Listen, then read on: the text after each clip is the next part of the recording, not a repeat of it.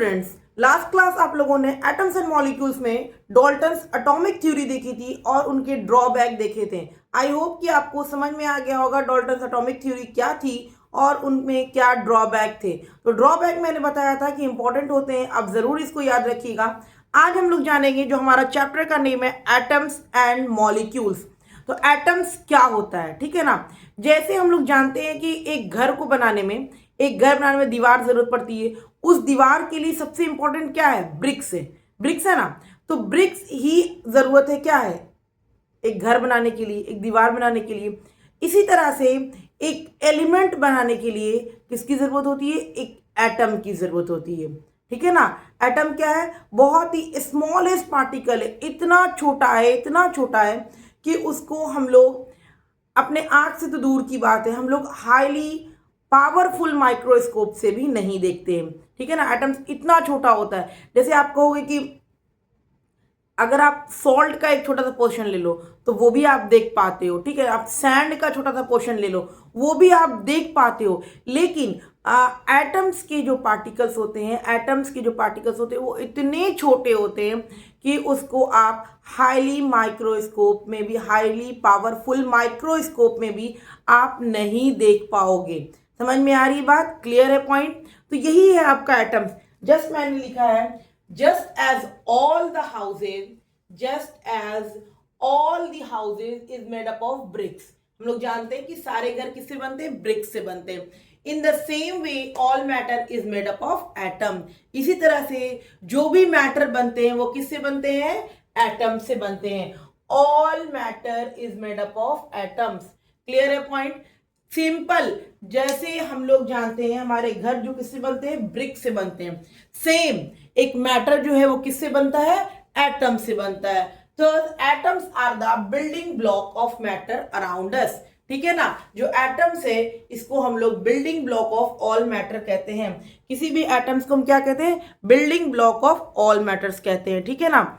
उसके बाद हमको क्या लिखे हैं? An atoms is the smallest particle.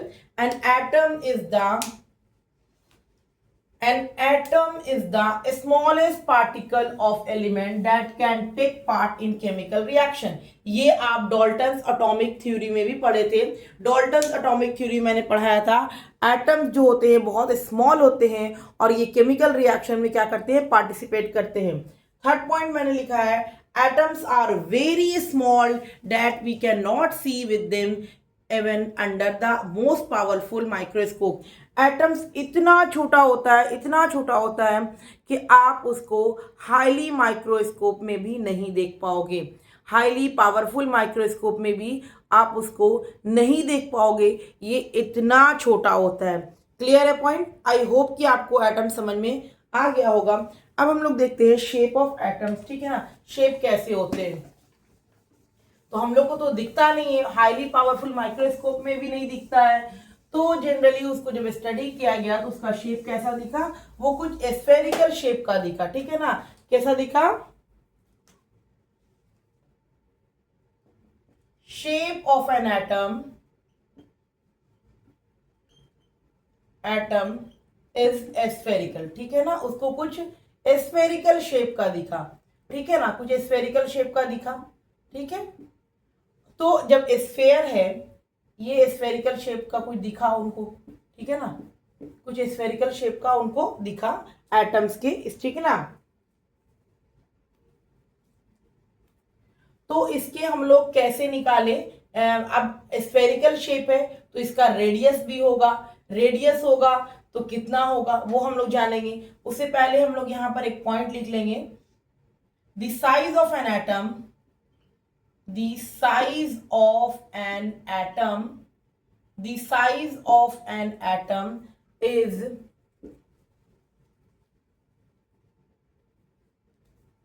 is indicated by its radius, ठीक है। इसकी जो साइज है वो कैसे इंडिकेट किया जाता है? रेडियस पे, रेडियस से, ठीक है ना। Which is called atomic radius, ठीक है ना। इसको हम लोग एटॉमिक रेडियस कहते हैं। जैसे किसी भी एटम्स का, अब जानते हैं हम लोग एटम्स जो है उसका शेप कैसा है, स्फेरिकल है, ठीक है ना। तो स्फेरिकल शेप है तो इसका हम लोग जो साइज इंडिकेट करते हैं वो रेडियस से बताते हैं, ठीक है ना। रेडियस के अकॉर्डिंग बताते हैं उस एटम की साइज कितनी है, रेडियस के अकॉर्डिंग बताते हैं। इसीलिए हम लोग एटॉमिक रेडियस के नाम से भी जानते हैं। एटम्स के रेडियस को हम लोग क्या बोलते हैं, एटॉमिक रेडियस। क्या बोलते हैं, एटॉमिक रेडियस। क्लियर है पॉइंट। तो एटॉमिक रेडियस इतना छोटा है तो इसको जो हम लोग जो यूनिट यूज करेंगे वो होता है हमारा नैनोमीटर, ठीक है ना। Atomic radius, atomic radius is measured in nanometre. Nanometre बहुत छोटा यूनिट है, बहुत छोटे के लिए यूज किया जाता है, ठीक है ना। And the symbol is symbol of nanometer is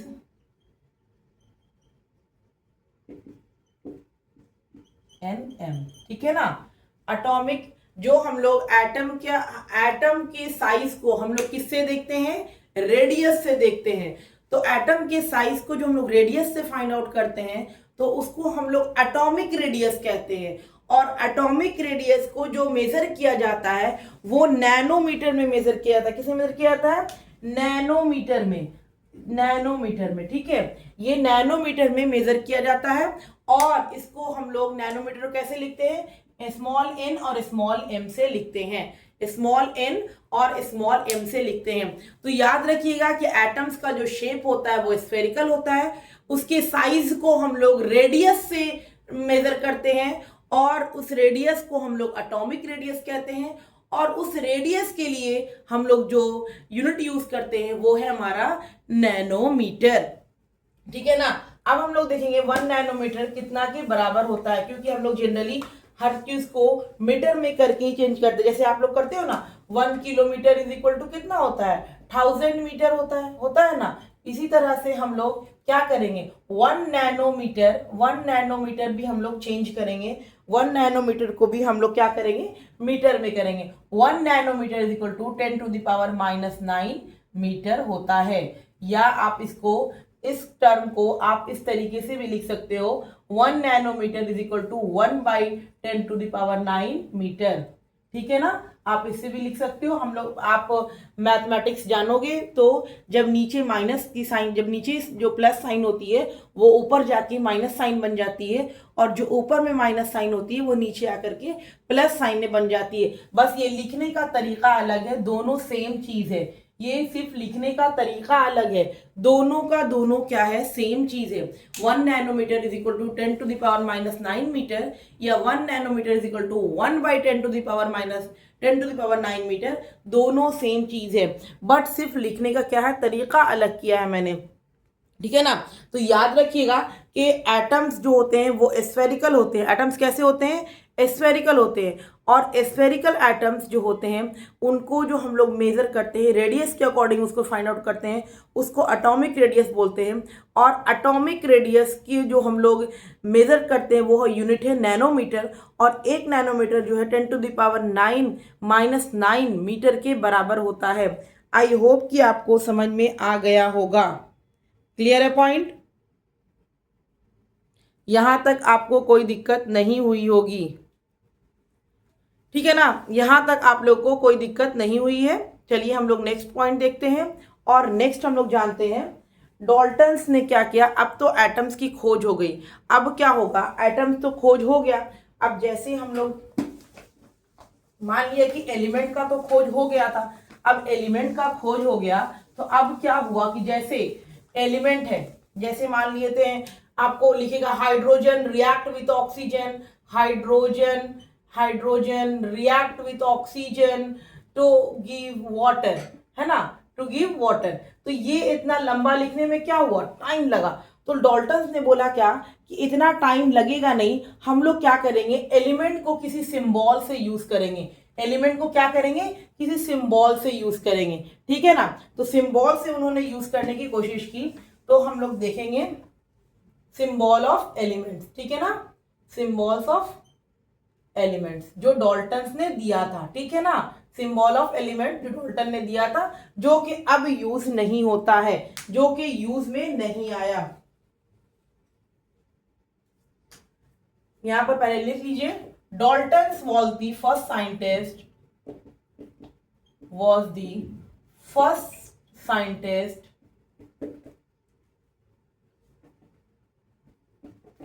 who represent, ठीक है ना,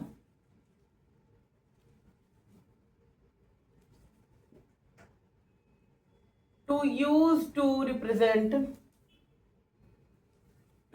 the symbol to represent element, ठीक है ना, टू रिप्रेजेंट एलिमेंट। डॉल्टन्स पहले साइंटिस्ट थे जो कुछ एलिमेंट को सिंबल से रिप्रेजेंट किए, ये पहले साइंटिस्ट थे, ठीक है ना। तो जैसे उन्होंने हाइड्रोजन को लिखा और हाइड्रोजन का जो सिंबल बताया वो क्या बताया उन्होंने कि अगर एक गोल है और इसमें एक छोटा सा डाउट है तो ये आपको हाइड्रोजन का सिंबल है, उन्होंने कहा था ये हाइड्रोजन का सिंबल है। उसके बाद उन्होंने कार्बन के बारे में बताया कि कार्बन, अगर कार्बन होगा तो कार्बन क्या होगा, अगर ये गोल है तो ये पूरी तरीके से क्या होगी, ब्लैक होगी, एकदम क्या होगी, ब्लैक होगी। उन्होंने ये सिंबल दिया था कार्बन के लिए, ठीक है ना। उसी तरह से उन्होंने ऑक्सीजन के लिए सिंबल दिया, ये कार्बन के लिए दिया था। उसके बाद उन्होंने ऑक्सीजन के लिए जो सिंबल दिया उन्होंने कहा बस ये होगा ऑक्सीजन का सिंबल। समझ में आ रही बात, इन्होंने कहा था ऑक्सीजन के बारे में। उसके बाद आती है फॉस्फोरस, ठीक है ना, फॉस्फोरस का उन्होंने जो सिंबल दिया वो कुछ इस तरीके से दिया, ठीक है। उन्होंने कहा कि आपको ऐसा सिंबल अगर कहीं पर मिलेगा तो आप कहिएगा फॉस्फोरस, या आपको कहेगा कि फॉस्फोरस लिखिए तो आप ऐसा सिंबल लिखिएगा, ठीक है ना। उसके बाद हमारा आता है सल्फर का इन्होंने बताया जो वो बताया कुछ इस तरीके से, ठीक है ना। उसके बाद प्लैटिनम के लिए उन्होंने P बताया, ठीक है। आयरन के लिए उन्होंने क्या बताया, आयरन के लिए उन्होंने I बताया। इसी तरीके से उन्होंने सिल्वर के लिए S बताया, ठीक है ना। ये हो गया हमारा कुछ एलिमेंट्स। उसके बाद हमारा क्या बताया उन्होंने,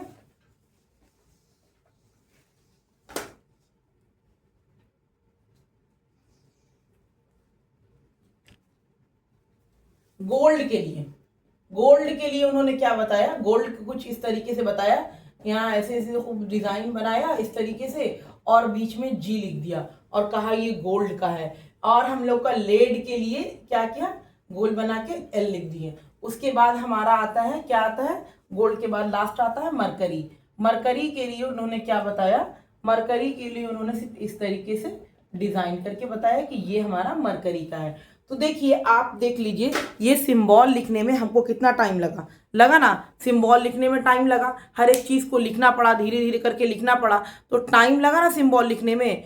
तो मैं आपको यही बताना चाह रही हूँ कि ये सिंबल जो उन्होंने दिया था कि जैसे मैंने कहा कि हाइड्रोजन रिएक्ट में, तो जैसे कहे गोल्ड रिएक्ट कर रहा है, अब गोल्ड रिएक्ट करने के लिए आप पहले गोल्ड लिस्ट करो, ये डिजाइन बनाओ, तब G लिखो, तब प्लस रिएक्शन करो, तो कितना लॉन्ग जाएगा। तो ये सिंबल जो है इनका ज्यादा दिन तक नहीं चला, यानी कि ये सिंबल जो है वर्क नहीं किया, क्योंकि ये बहुत टाइम टेकिंग सिंबल था। समझ में आ रही है बात। तो ये सिंबल कुछ देर के बाद जा करके वो वर्क नहीं किया, ठीक है ना, समझ में आ गई बात। ये सिंबल हमारा वर्क नहीं किया क्योंकि ये बहुत टाइम टेकिंग था, बहुत टाइम टेक कर रहा था, तो ये सिंबल इनका फेल हो गया और वर्क नहीं किया हमारा, ठीक है ना। उसके बाद हम लोग आते हैं मॉडर्न सिंबल ऑफ एलिमेंट, ठीक है ना, जो अभी हम लोग यूज करते हैं, ठीक है। Modern symbol of element, modern symbol of element जो हम लोग अभी यूज करते हैं, ठीक है ना, जो अभी हम लोग क्या करते हैं, यूज करते हैं, यही सिंबल को अभी हम लोग यूज करते हैं, ठीक है ना। जे बर्जीलियस एक साइंटिस्ट थे, उन्होंने बताया था कि उन्होंने बताया कि एलिमेंट को हम लोग को कैसे लिखना है, कोई भी एलिमेंट का जो नाम है, नाम तो आ चुका था, एलिमेंट पता था, जिन्होंने जहां जहां पर खोज किया उस हिसाब से उसका नाम रख दिए थे, ठीक है ना। जो एलिमेंट जहां पर खोज हुआ, जिस एरिया में खोज हुआ, जिस कंडीशन में खोज हुआ, उसके अकॉर्डिंग उसका नाम रखा चुका था। बस उसको रिप्रेजेंट करने का, उसको एक सिंबॉलिक तरीके से लिखने का तरीका नहीं मालूम था। तो जे ब्रेजिलियन एक साइंटिस्ट हैं, उन्होंने क्या कहा कि उसी एलिमेंट में से उसी का नाम निकालो, उसी का फर्स्ट 2 लेटर निकालो और नाम रखो उसका, ठीक है ना, उसका सिंबल रखो। तो उन्होंने कहा, ब्रेजिलियन सिंबल ने, जे ब्रेजिलियन ने, उन्होंने कहा कि कोई भी एलिमेंट है उसका फर्स्ट 2 लेटर निकालो और उसका क्या करो, नाम लिख दो, ठीक है ना।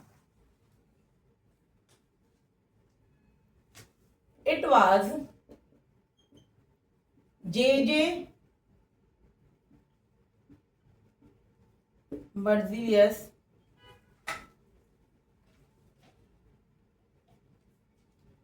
who proposed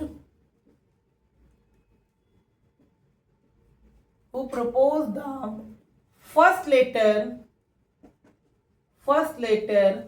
who proposed the first letter or first letter or another letter or first letter or another letter, propose the first letter or first letter another letter of the name of an element be used, ठीक है ना, be used। उन्होंने ये बताया था कि कोई भी एलिमेंट है, उसके फर्स्ट लेटर या फर्स्ट या कोई और लेटर लिख करके क्या करिए, उसका सिंबल, उसका नाम लिखिए, ठीक है। जैसे हम लोग जैसे उन्होंने कहा कि हाइड्रोजन के लिए आप क्या करिए, फर्स्ट लेटर लिख दीजिए H। हीलियम के लिए क्या लिखिए, हीलियम के लिए किसी ने H लिखा, किसी ने HE लिखा, किसी ने HL लिखा, किसी ने HM लिखा, ठीक है। अब क्या हुआ, हीलियम के लिए इतना सारा, उन्होंने कहा कि ठीक है, फर्स्ट लेटर लीजिए और फर्स्ट लेटर के बाद आप कोई भी लेटर ले लीजिए तो आप उसका नाम रख सकेंगे, ठीक है ना, आप उसका नाम रख सकेंगे। तो जब हीलियम की बारी आई तो इतना सारा आ गया, ठीक है ना। तो अभी रिसेंट में हम लोग का जो यूज होता है वो होता है IUPAC, यानी IUPAC, international union of pure and applied chemistry. Today हम लोग जो यूज करते हैं वो IUPAC यूज करते हैं, ठीक है ना। इसका मतलब होता है इंटरनेशनल, फुल फॉर्म याद रखिएगा, international union of pure and applied chemistry, ठीक है ना, प्योर एंड अप्लाइड केमिस्ट्री, इसका फुल फॉर्म होता है IUPAC का नेम, ठीक है। IUPAC का फुल फॉर्म होता है international union of pure and applied chemistry, ठीक है ना। तो इन्होंने क्या कहा, जो मॉडर्न पीरियोडिक टेबल जो हम लोग आज यूज करते हैं, इसमें सबसे पहला क्या हुआ कि सबसे पहला पॉइंट जो था उन्होंने दिया, उन्होंने कहा कि फर्स्ट लेटर जो हमारा होगा ये हमेशा कैपिटल होगा। फर्स्ट लेटर हमारा क्या होगा, कैपिटल होगा, और सेकेंड लेटर हमेशा स्मॉल होगा। इन्होंने फर्स्ट ये बताया कि अगर आप ले रहे हो उस नाम से उसका सिंबल निकाल रहे हो तो आपको फर्स्ट लेटर हमेशा कैपिटल लेना पड़ेगा और सेकेंड लेटर आपको हमेशा स्मॉल लेना पड़ेगा। जैसे मैं एग्जांपल लेती हूँ, हाइड्रोजन के लिए तो आप सिंपल सा H लिख लोगे, ठीक है ना, इसमें सेकंड लेटर है नहीं। इस तरह से आप हीलियम ले लो, ठीक है ना, आप हीलियम लो तो आपको फर्स्ट लेटर H है, सेकंड लेटर क्या है, E, HE, हीलियम हो गया। लेकिन आप फर्स्ट लेटर इस तरीके से नहीं लिख सकते हो, ठीक है ना। तो इन्होंने ये बताया कि फर्स्ट लेटर आपको क्या करना है, कैपिटल लेना है, और सेकेंड लेटर आपको क्या करना है, स्मॉल लेना है। आई होप कि आपको फर्स्ट पॉइंट समझ में आ गया। उसके बाद इन्होंने दूसरा पॉइंट दिया, ठीक है, ये फर्स्ट पॉइंट है हमारा, दोनों फर्स्ट पॉइंट है। और इन्होंने जो दूसरा पॉइंट दिया, उन्होंने कहा क्या कि आपको फर्स्ट और एनी अदर एलिमेंट, ठीक है ना, एनी अदर, फर्स्ट और एनी अदर, यानी जैसे आप मान लो पहला लो फर्स्ट लिए, जैसे मैंने एल्यूमिनियम के लिए हम लोग क्या यूज करते हैं, फर्स्ट ए यूज करते हैं, उसके बाद एल यूज करते हैं एल्यूमिनियम का, ठीक है। उसके बाद आप जिंक ले लो, तो मैं जिंक का सिंबल होता है जेड और क्या होता है एन यूज करते हैं। ये आपको अभी आगे पता चलेगा, अभी आगे आपको एटॉमिक नंबर, एटॉमिक मास और atomic number, atomic mass, symbol, element याद करवाएंगे, समझ में आ जाएगा।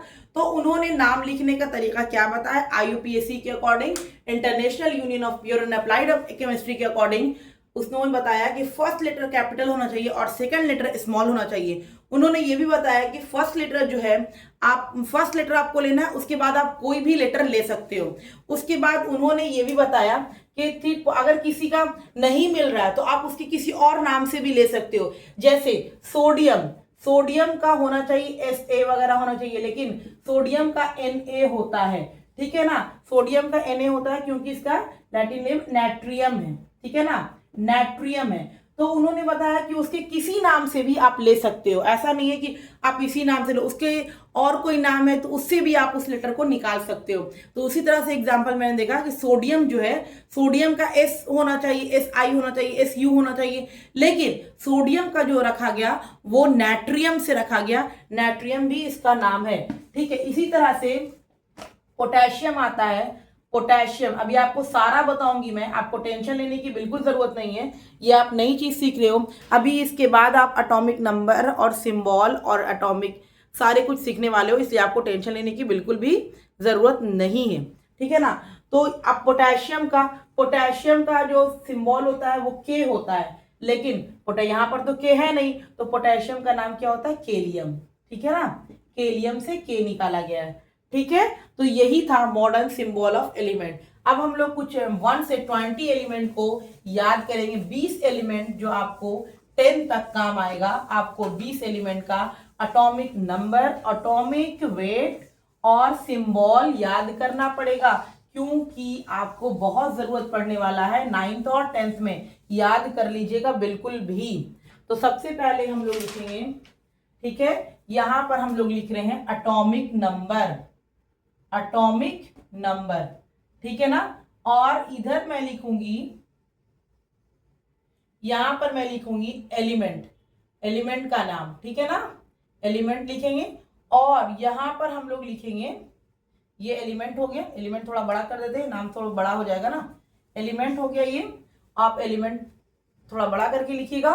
और ये आपका हो गया सिंबल, किससे उसको डिनोट किया जाता है, और ये आपका हो जाएगा एटॉमिक मास, ठीक है ना, एटॉमिक मास। ये आपको याद रखना पड़ेगा, अगर आप याद नहीं रखोगे तो आपकी केमिस्ट्री बिल्कुल भी टफ हो जाएगी। आप हमेशा बोलोगे कि मुझे केमिस्ट्री टफ लगती है, ठीक है ना। चलो तो मैं शुरू करती हूँ। 1 हाइड्रोजन, जिसका सिंबल है H और इसका मास होता है 1, ठीक है ना। सेकेंड हम लोग याद करेंगे हीलियम, जिसका सिंबल होता है He और इसका मास जो होता है हमारा, वो हमारा होता है 4, ठीक है ना, मास कितना होता है, 4 होता है, ठीक है। थर्ड नंबर है हमारा लिथियम, जिसका सिंबल होता है Li और इसका एटॉमिक मास होता है 7।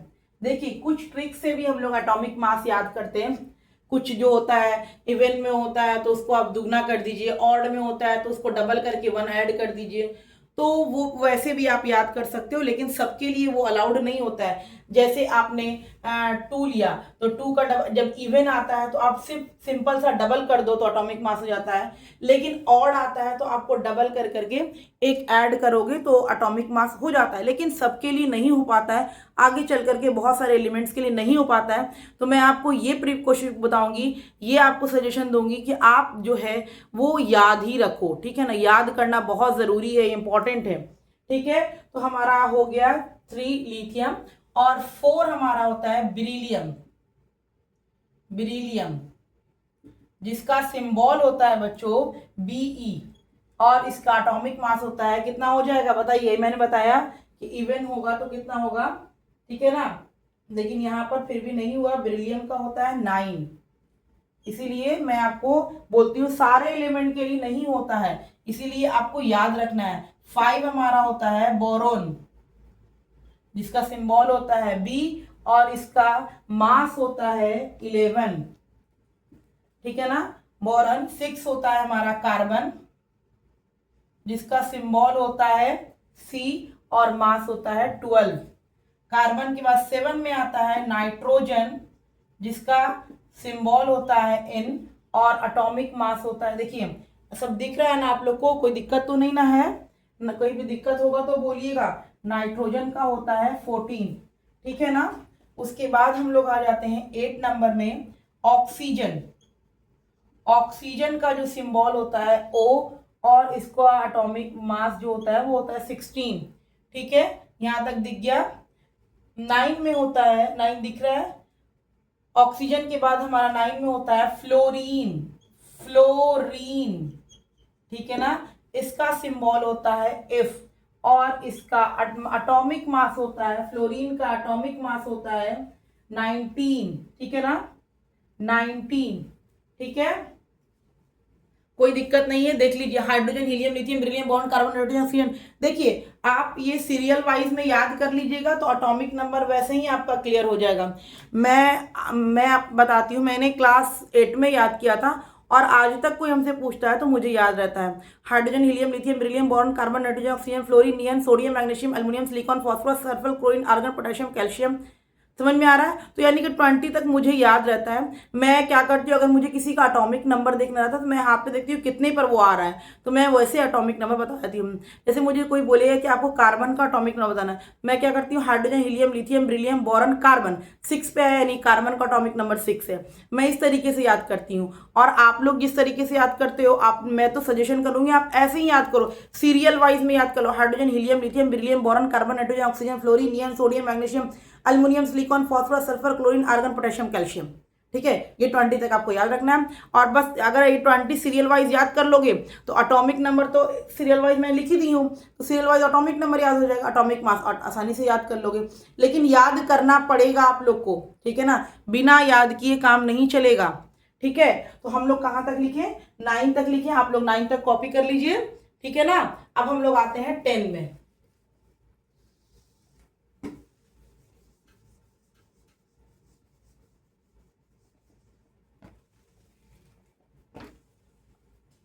अब हम लोग आ जाते हैं बच्चों 10 में। 10 हमारा क्या होता है,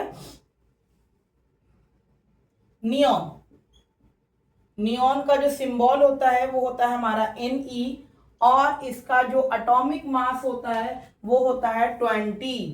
नियॉन के बाद हमारा आता है सोडियम, 11 में सोडियम। सोडियम का जो सिंबल होता है वो होता है Na, और इसका एटॉमिक मास जो होता है वो 23 होता है, 23, ठीक है ना। उसके बाद 12 में आता है हमारा मैग्नीशियम। मैग्नीशियम, मैग्नीशियम, ठीक है ना। मैग्नीशियम का जो सिंबल होता है वो होता है Mg, और इसका मास होता है 24, ठीक है ना।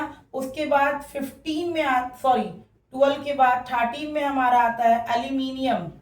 एल्यूमिनियम, एल्यूमिनियम का जो सिंबल होता है ये होता है Al, और इसका एटॉमिक मास जो होता है एल्यूमिनियम का ये होता है 27, याद रखिएगा। उसके बाद हमारा आता है एल्यूमिनियम के बाद आता है हमारा सिलिकॉन। सिलिकॉन, सिलिकॉन का सिंबल होता है Si। सिलिकॉन का सिंबल होता है Si, और इसका जो वेट होता है वो होता है हमारा 28, ठीक है ना। उसके बाद 15 में हमारा आता है फॉस्फोरस। फॉस्फोरस, फॉस्फोरस का जो ये होता है सिंबल होता है वो P होता है, और फॉस्फोरस का जो एटॉमिक मास होता है वो हमारा 31 होता है, ठीक है। उसके बाद हम आते हैं 16 में। 16 में हमारा सल्फर होता है, और इसको हम लोग S से डिनोट करते हैं, और इसका एटॉमिक मास 32 होता है। 17 में हम लोग आते हैं, सल्फर के बाद हमारा क्लोरीन आता है। क्लोरीन में हम लोग को Cl से डिनोट करते हैं और इसका एटॉमिक मास 35.5 होता है। क्लोरीन का एटॉमिक मास 35.5 होता है, याद रखिएगा, क्लोरीन का एटॉमिक मास 35.5 होता है, ठीक है ना। ये हमारा 17 हो गया। 18 में हमारा आता है आर्गन, ठीक है ना, आर्गन, जिसको हम लोग Ar से डिनोट करते हैं। इसका एटॉमिक नंबर 40 होता है, इसका एटॉमिक नंबर एटॉमिक मास 40 होता है, ठीक है। उसके बाद हम लोग आते हैं